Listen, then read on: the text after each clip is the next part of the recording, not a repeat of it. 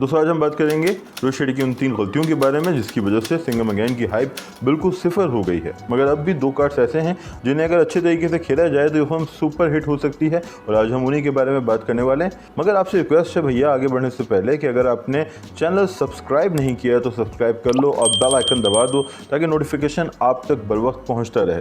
दोस्तों हम बात करें रोहित शेट्टी की 3 मिस्टेक्स की। पहली मिस्टेक है ट्रेलर की लेंथ। आप जानते हैं कि बॉलीवुड में और साउथ में कल्चर है कि पहले टीजर आता है या कभी उसे प्रीव्यू कह लिया जाता है, उसके बाद ट्रेलर आता है और आमतौर पे ट्रेलर फिल्म की रिलीज से चंद ही रोज़ पहले आता है, जैसा हमने जवान में देखा। और साउथ में तो एक कल्चर है कि 3 से 4 दिन पहले फाइनल ट्रेलर आता है जिसकी वजह से हाइप आसमानों पर पहुंच जाती है। यहाँ साइंस ये है कि चीज़ों को जितना होल्ड किया जाएगा उनकी इंपॉर्टेंस इतनी ही बढ़ेगी।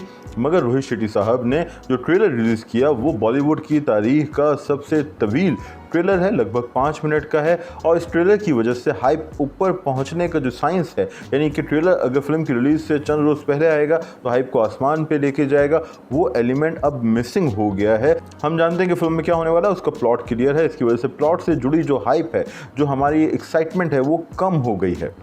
दूसरी गलती ये की कि उन्होंने अपनी पूरी स्टार कास्ट रिवील कर दी। अभी भी फिल्म में कैमियोज़ हैं, ये बात तय है। फिल्म के अंदर कुछ बड़े कैमियोज़ हैं जो हमें सरप्राइज़ करेंगे, मगर जो उसकी मेन कास्ट है, वो उसका जो गेटअप है, उसका जो लुक है, उसके जो करैक्टर्स हैं, वो अब क्लियरली हमारे सामने हैं। हम जानते हैं कि वो किस तरह बात करते हैं, किस तरह चलते हैं, उनका ओपिनियन क्या है और उनका आपस में रिश्ता क्या है। ये जो रिश्ता है, ये रिवील होने से फिल्म से बड़ी जो एक्साइटमेंट है बहरहाल कम हुई है।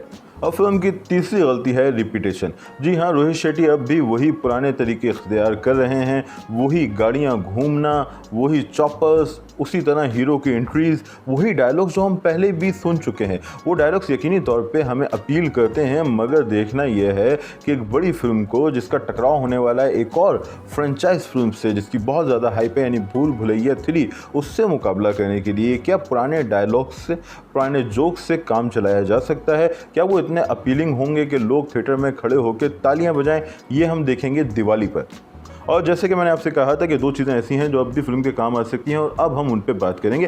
पहली फिल्म तो इसका रिलीजियस फैक्टर है। इसमें रामायण का एलिमेंट दिखाई देता है। तमाम करैक्टर्स को जो रामायण की कहानी है उनके करैक्टर्स से जोड़ा गया है और ये चीज़ बड़ी इंटरेस्टिंग है। इससे फिल्म को एक स्पाइक मिला है, फिल्म को एक नई डायमेंशन मिली है। और यकीनी तौर पर जब सिनेमा में हम ये देखेंगे कि जो हमारी सिंघम 3 के करैक्टर्स हैं उनके साथ जुड़ी हुई है एक रामायण की कहानी, उसके करैक्टर्स, उसके वाक़यात, तो लोगों में एक्साइटमेंट बढ़ेगी, वो इसे एंजॉय करेंगे, तालियां बजाएंगे, तो ये चीज़ पॉजिटिव हो सकती है। और दूसरी चीज़ जो पॉजिटिव होगी वो है एक्शन। लोग लार्जर देन लाइफ फिल्म्स देखना चाहते हैं, बड़ी फिल्म्स देखना चाहते हैं, ऐसी फिल्म्स देखना चाहते हैं जिनका वो इंतज़ार कर रहे हैं। इसी वजह से जो फ्रेंचाइज की फिल्म्स हैं या वो फिल्म्स जो यूनिवर्स की कैटेगरी में आती हैं वो अच्छा बिजनेस कर रही हैं, जैसे कि स्पाई यूनिवर्स है या स्त्री यूनिवर्स है। और इसी तरह लोकेश की यूनिवर्स की फिल्म्स की हाइप भी बहुत अच्छी है, जैसे रजनीकांत की अभी फिल्म कुली आने वाली है।